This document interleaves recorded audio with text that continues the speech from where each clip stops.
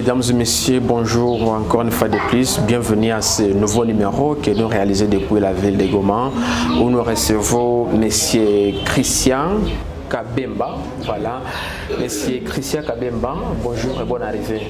Bonjour monsieur, merci de voir ici.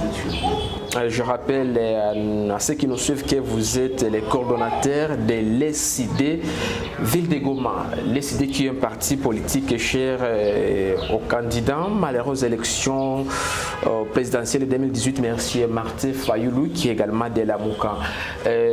Monsieur Christian, nous analysons avec vous pour commencer d'abord si on peut revenir sur ces points-là parce que c'est toujours d'actualité, c'est encore d'actualité. Le discours du président Félix, il s'est adressé le week-end dernier à la nation. Comment vous analysez d'abord le discours du président Félix? D'abord, je vais vous recadrer quelque part.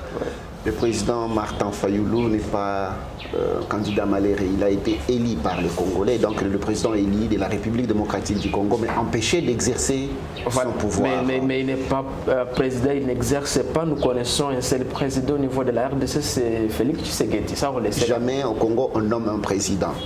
On entre à vif du débat. D'accord.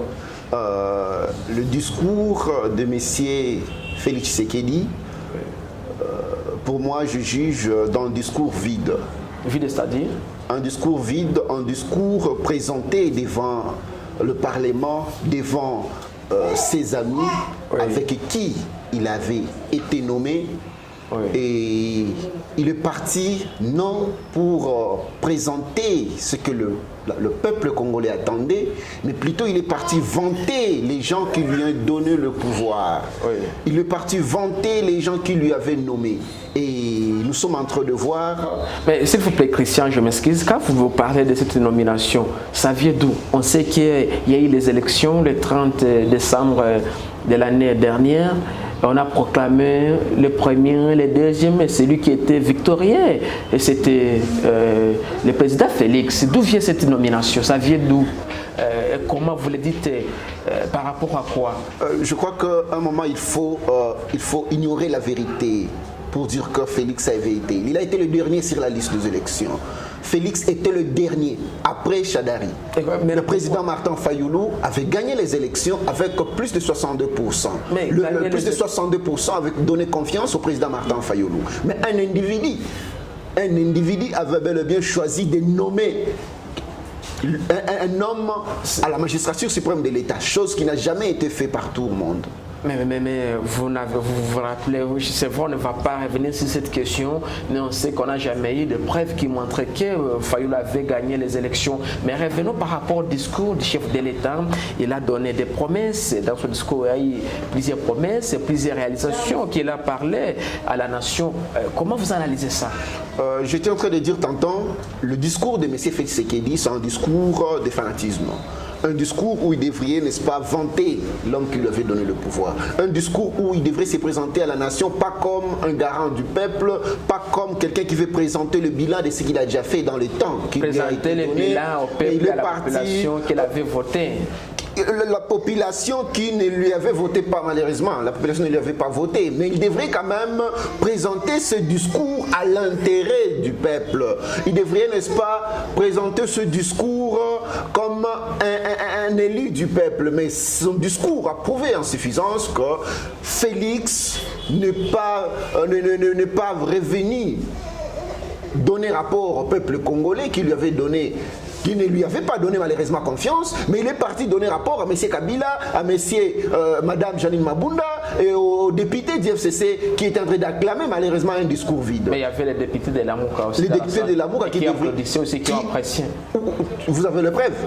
Vous aviez suivi vous-même, mais ils étaient là, ils étaient présents dans la salle. Bien sûr que oui. S'ils sont venus participer, disons, à l'Assemblée provinciale, disons nationale plutôt, c'est parce qu'ils savaient qu'il y a un président qui doit lancer un message à la nation. Mais écoute, ils ont été là. Écoute, si notre député de l'opposition, le député de l'Amouka, les députés de l'SID étaient présents dans la salle, c'est parce qu'ils devraient, n'est-ce pas, remplir leurs tâches. Ils sont des parlementaires, ils ont été élus par le peuple, mais ils ne sont pas partis pour écouter un individu qui a été nommé. Vous avez écouté les réactions après la prestation de M. Félix Tshisekedi. Alors, qu'est-ce que vous attendiez que le président Félix parle contrairement à ce qu'il a dit? Je crois que M. Félix Tshisekedi, d'abord, comme président nommé, il devrait au moins revenir sur de petites choses qu'il a déjà fait pour la nation congolaise. Il devrait revenir sur les problèmes qui rongent le pays. Et il devrait, n'est-ce pas, donner quelques pistes de solutions, comment y remédier. Mais malheureusement, M. Félix Tshisekedi est venu comme un monsieur qui vient se présenter devant les hommes avec qui il traite à Kingakati, avec des hommes avec qui ils font des choses au sein de leur coalition KHFCC. Il n'est pas venu se présenter à l'hémicycle comme un président de la République. Et c'est pourquoi je vous dis, le président élu de la République a dit qu'il va présenter, il va donner le discours sur l'état de la nation. On va y arriver parce qu'on se permet aussi les questions qu'on va débattre au cours de cet entretien. On sait l'actualité d'hier dimanche, voilà, a été marquée par le retour de Fayoulou en RDC après plus de 2 mois passés en Europe. Mais on va y arriver. Maintenant, vous dites que le président Félix, tout ce qu'il a dit, c'est ce que les Congolais, c'est pas ce que les Congolais attendaient. Bien sûr que oui. Mais vous savez, c'est vrai, en suivant le discours du président Félix, un discours de plus de 2 heures, 2h30 comme ça là, il a presque touché tous les aspects, c'est-à-dire tout ce que les Congolais vivent, y compris les sociales, je sais pas, la politique et le reste. Et si on peut, parce qu'on est dans une province touchée par l'insécurité, là où on tire presque chaque jour, il faut encore le dire, hier encore, il y a eu des morts, plus de 20 morts, 20 personnes encore lâchement abattues à Beni, au Nord Kivu, par rapport au point qu'il a parlé lié à la sécurité. Est-ce qu'il a été à la hauteur de tout ce qu'il a parlé par rapport à ça? Je pense que ce que M. Félix Tshisekedi a dit comme ce qu'il peut faire pour la sécurité, les temps avancent. Et il y a des avancées. Une année, il n'y a pas des avancées. Il n'y a pas des avancées. Il a cité 6 provinces sur 26. 6 provinces qui étaient en crise. Mais il y a des opérations militaires en cours. Mais les opérations militaires, oui. Mais quand on fait les opérations militaires, il y a la population qui est tuée. La population tuée dans la ville de Beni. Il y a les avancées. Quelle avancée nous allons citer? Nous avons les forces armées de la République. Mais malheureusement, l'armée est infiltrée.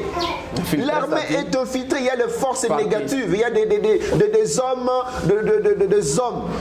qui malheureusement jouent à l'encontre de ce que nos forces armées de la République veulent. Et aujourd'hui sont en train de jouer à la défaveur de la réussite de nos forces armées. Qui ignore que l'armée congolaise est infiltrée par le Rwandais? Qui ignore ça? Vous n'avez pas de preuves quand même. Hein. Mais mon cher, vous n'avez pas de preuves, vous n'êtes pas congolais, vous ignorez ça ou vous voulez faire semblant? Mais on est en train de saluer la bravoure aujourd'hui de l'armée parce que vous savez, tout ce qui est, on est en train, il y a quand même un résultat, une réussite côté Beni pendant toutes ces opérations. Bien sûr que oui, il y a les avancées, mais vous venez de citer tantôt, on a tué 20 personnes à Beni. Ce sont les avancées. Nos forces armées, le commando, les JR, les forces loyalistes de la République démocratique du Congo sont là. Ils ont le souci de chasser l'ennemi. Mais malheureusement, notre armée est infiltrée. Il y a les Ougandais qui sont dans l'armée. Il y a les Rwandais qui sont dans l'armée. Il y a des forces négatives qui ne veulent pas que le Congo aujourd'hui soit en paix. Et vous voulez dire qu'il y aura des avancées? Ce sont ces officiers-là de l'époque de M. Kabila. Ils doivent partir. Ils ont échoué. Ces officiers-là.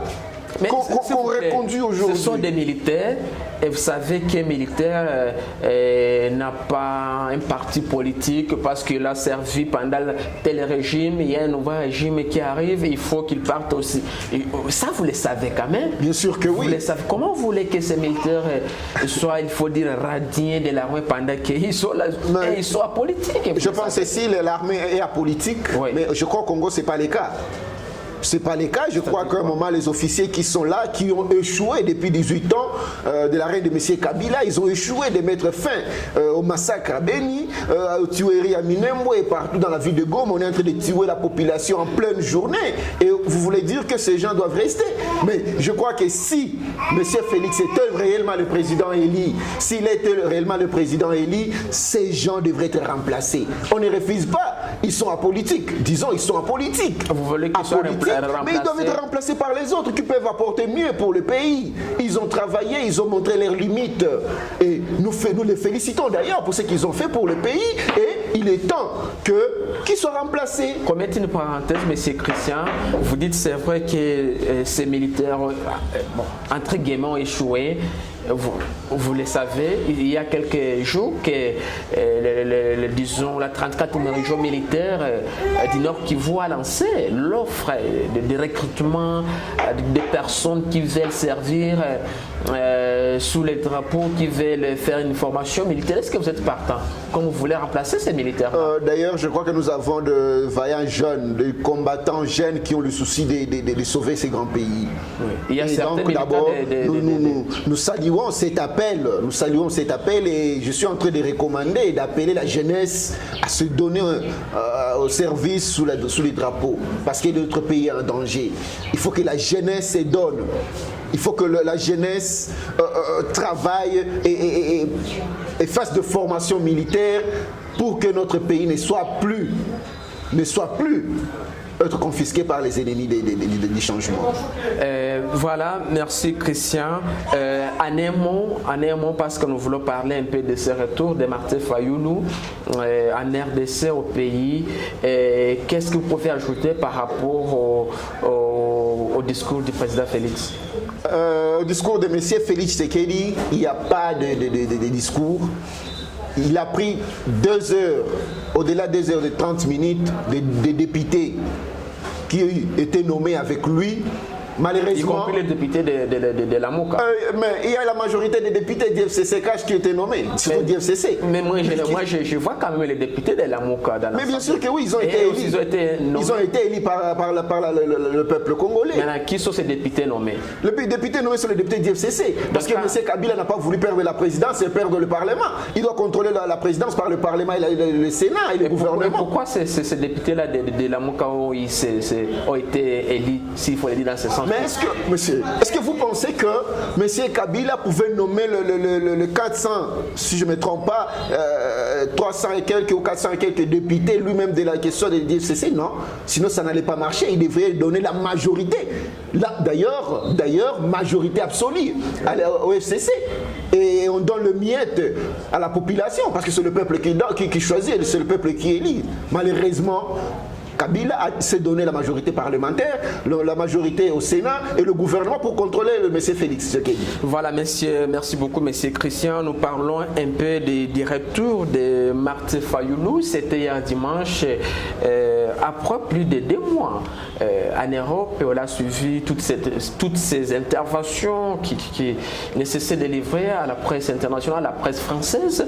Mais hier, il s'est décidé de rentrer au pays. Il a été accueilli avec plusieurs militants de son parti politique ainsi que d'autres sympathisants de la MOCA. Comment d'abord avez-vous vu? Certainement, bien sûr, vous aviez suivi, vous aviez vu les images. Est-ce qu'on peut dire, parce qu'il y a même des critiques, on dit que c'était une faible mobilisation pour accueillir Fayulu? Je crois que, d'ailleurs, je salue l'arrivée du président Eli Martin Fayulu. Il a été élu comme fils digne du pays. Il a eu il y a eu la mobilisation, une forte mobilisation que nous pour son retour, pour son arrivée au pays.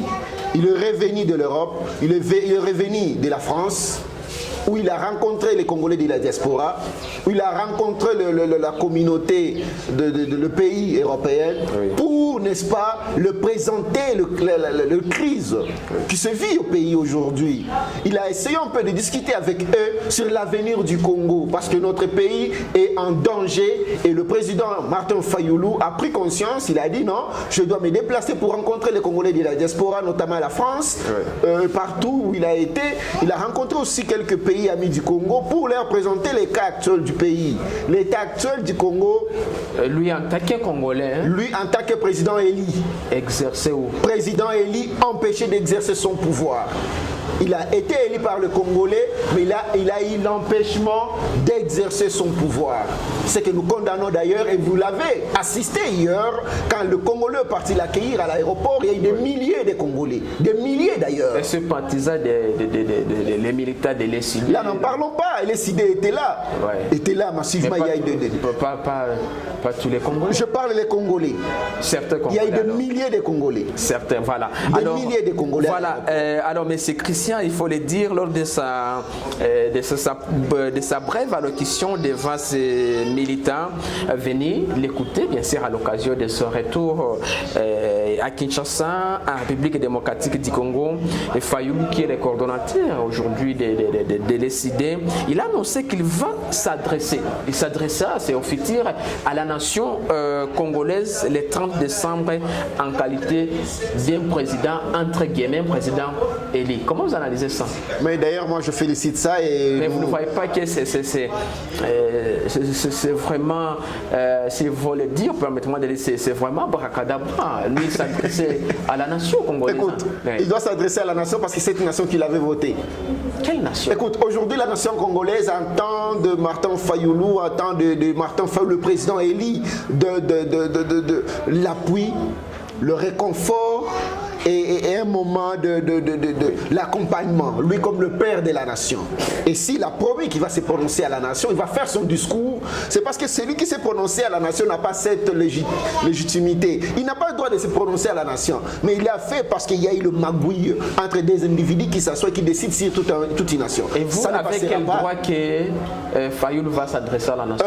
Nous avons droit que notre président, le président élu Martin Fayoulou, s'adresse à la nation parce qu'il a été élu par cette nation, ça sent un. De deux, il a la confiance de toute une nation. De trois, il inspire le changement du Congo. Et ce n'est pas moi qui l'avais dit, c'est M. Félix Tshisekedi qui l'avait dit. Le changement aujourd'hui s'appelle Fayoulou. Et voilà, il va profiter de cette démocratie que les Congolais vivent aujourd'hui, hein, parce qu'il peut parler facilement et s'adresse aussi à la nation. Bien sûr que oui, nous sommes dans un pays démocratique. Mais vous voulez quoi? Le Congo s'appelle République démocratique du Congo. Et donc là, nous avons le droit de nous exprimer. Le président Martin doit s'exprimer à la nation parce que ça revient à son droit. Il a été élu massivement avec 62% des Congolais et il doit s'adresser à ces 62% des Congolais et les autres. Et c'est là quel message qu'il va adresser à certains Congolais qui lui avaient voté. Et je crois qu'il doit revenir. Il doit revenir sur le bilan du pays. Depuis qu'il a été élu président de la République, malheureusement empêché d'exercer. Je vais là-bas, j'y arrive. Oui. Il a été empêché par un individu d'exercer son pouvoir et je crois que Martin Fayoulou va revenir sur le bilan du pays depuis qu'il a été empêché par les ennemis du Congo d'exercer son pouvoir. Il va parler à la population ce qui évolue et ce qui n'évolue pas dans notre pays et je crois que vous allez écouter avec moi. D'ailleurs vous êtes mieux placé pour écouter son discours parce que vous êtes journaliste et je crois qu'il va parler à la nation ce qui va aider une fois de plus le Congolais à apporter le changement pour un avenir meilleur dedans. Selon vous, quel sera son message fort, lui en tant qu'entre guillemets président élu? Je crois que le président élu, les Congolais vivent aujourd'hui. Le président élu de la République, Martin Fayoulou, je vois, il est trop soucieux des crises de l'insécurité, de massacre qui se passe à Béni. Il doit parler. Et y a-t-il une contribution, je ne sais pas quoi, il y a une contribution qu'il a déjà fait quant à ça par rapport à tout ce que les Congolais vivent, notamment les chômages, l'insécurité et autres. Vous êtes Congolais, vous savez ce qui se passe chaque jour à Goma, au Nord Kivu, à Béni, tout ça. Vous avez votre président là, et lui, qu'est-ce qu'il a déjà, s'il faut le dire là, c'est déjà fait pour ces Congolais-là qui souffrent aujourd'hui. Je crois que je serai direct envers vous. Il donnera par exemple quelles réalisations? Le président Martin Fayoulou a apporté son appui, son soutien moral à la population massacrée à Béni. Il a le souci. Si lui pouvait être au pouvoir, je crois que cette population n'allait pas mourir en pleine journée comme ça. Il va parler de Béni. Il a apporté son soutien, il a parlé quand il était à Paris, il a parlé à la population de Béni, il a parlé à la population de la ville de Goma, il a parlé de ce qui se passe à Minembwe, il a parlé de tout ce qui se passe au pays, chômage qui aujourd'hui, d'ailleurs il avait dit, c'est difficile que les investisseurs viennent au pays parce que l'argent n'aime pas le bruit. C'est bon, merci Christian, nous sommes en train d'aller vers la fin de notre entretien. Parlons un peu, analysons un peu cette dernière question avant qu'on boucle cet entretien. Fayoulou a appelé les policiers et militaires à dénoncer les infiltrés au sein de l'armée et des services de sécurité. Comment vous analysez ça? Mais je crois ça a été un débat qu'on a discuté avec vous tantôt ici. S'il appelle le militaire et le policier de dénoncer cette infiltration, réellement l'armée ne sera rien fait. Mais cette infiltration, si ces ennemis, malheureusement les ennemis, les mauvais Congolais qui sont infiltrés dans notre armée, il faut qu'il y ait une dénonciation. Et pour que ça marche, il faut que les forces de l'ordre dénoncent ça. Je vous ai dit, moi je serai direct envers vous. Dans l'armée congolaise, il y a le Rwandais qui sont là. Non, vous n'avez pas de preuves quand même. Mon frère, on sait qu'il y a un code qui ignore qu'il y a les Rwandais qui commandent nos forces ici. Ils sont venus d'où? Mais ils sont venus du Rwanda. Et pourquoi on sait que nous avons une force congolaise, les FARDC, qui combattent pour l'intérêt de la population congolaise. Maintenant, quand vous nous parlez des Rwandais, ils sont venus d'où et depuis quand? C'est la question que j'allais aussi vous poser. Malheureusement, vous venez de me poser cette question. Moi, je vais vous dire une vérité. Aujourd'hui, le pays est en train de vivre ce qu'on appelle, comment je peux dire, nos frères qui veulent, n'est-ce pas, prendre notre terre. Et pour prendre notre terre, ils peuvent avoir, n'est-ce pas, entre guillemets, quelqu'un qui peut le promouvoir. Parce que je peux dire, si tu pars au Rwanda, tu ne verras jamais un colonel congolais au Rwanda. Si tu pars en Ouganda, jamais tu verras un général congolais en Ouganda. Jamais. Mais tous les généraux que nous avons sont tous congolais. Vous êtes sûr? Oui, si on vérifie avec parce vous. Parce qu'ils portent les uniformes et les techniques. Je crois ceci, mon frère. Le Congo, moi je suis en train de dire à la face du monde, le Congo est en danger. Okay. Et il faut un homme comme Fayoulou pour soulever les défis du Congo. Donc il y a encore plusieurs années. Alors vous venez de dire l'armée, Fayoulou disons, l'a annoncé hier que l'armée est infiltrée. Qu'est-ce qu'il faut vous recommander quoi concrètement au président Félix parce qu'il est le numéro 1, il est le garant de la nation pour que cela soit, s'il faut le dire, pour que cela soit décanté. Mes recommandations à M. Félix Tshisekedi, en tant que président, en tant que président nommé, de la République démocratique. En tant que président nommé, M. Félix Tshisekedi, je lui recommande, je lui suggère d'ailleurs, d'accepter sportivement qu'il n'a pas été élu à l'intérêt de la nation. Ça c'est déjà passé, s'il vous plaît. De deux. Ouais.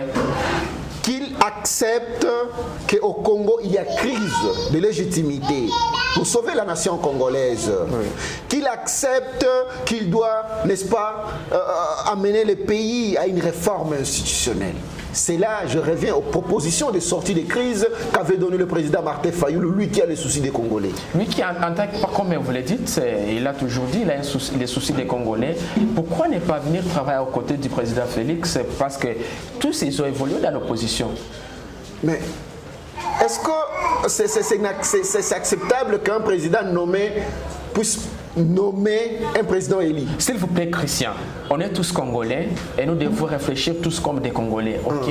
Est-ce qu'à l'ère où nous sommes, les pays, vous le dites, traversent une crise, est-ce que c'est le moment encore de critiquer? Parce que vous allez critiquer jusqu'à quand?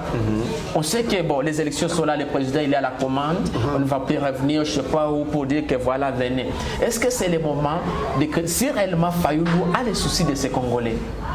Mais écoute, Fayoulou, nous, d'ailleurs, ne sommes pas l'opposition. On ne critique pas M. Félix. On a donné une proposition de sortie de crise. Pourquoi ne pas venir aux côtés de Félix et dire voilà, monsieur le président, moi, soit mettez-moi tel côté, je pourrais vous aider et faire ça pour que les pays. Lui qui vous avez des soucis. Qui est M. Félix Tshisekedi? S'il vous plaît, on le sait très bien que c'est le président de la République. Mon Dieu.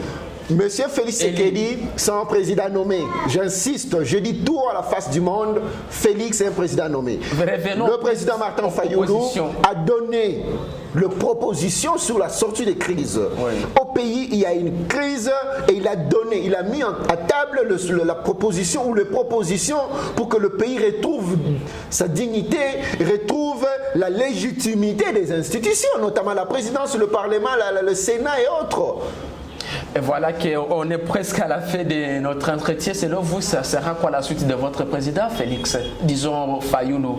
La suite, c'est quoi? La suite, pas de critiques, mais nous allons lutter comme une partie, comme un Congolais étant au pouvoir, et nous allons combattre pour que les Congolais qui souffrent, notamment Beni, Goma, Minembwe, partout, que cette dignité revienne aux Congolais, que M. Félix et son ami Kabila puissent comprendre qu'aujourd'hui, nous devons mettre nos intérêts à côté et privilégier l'intérêt des Congolais. Tel est le combat du président Eli Martin Fayoulou. Merci beaucoup, Christian. Nous sommes pratiquement à la fin de notre entretien réalisé depuis la ville de Goma. Merci de nous avoir accordé ce moment. C'est moi qui dis merci de m'avoir réussi avec vous. Merci beaucoup, chers internautes et téléspectateurs. Merci de nous avoir regardés. C'était un grand plaisir. J.C. Kabouma, j'étais là avec M. Christian Kabemba, qui est coordonnateur de l'ESID, ville de Goma. Là, ici, on a discuté ensemble à propos de ces petites questions-là. Merci également de nous avoir regardés. On se fixe rendez-vous demain pour un nouveau numéro, pour un nouveau invité. Bye bye.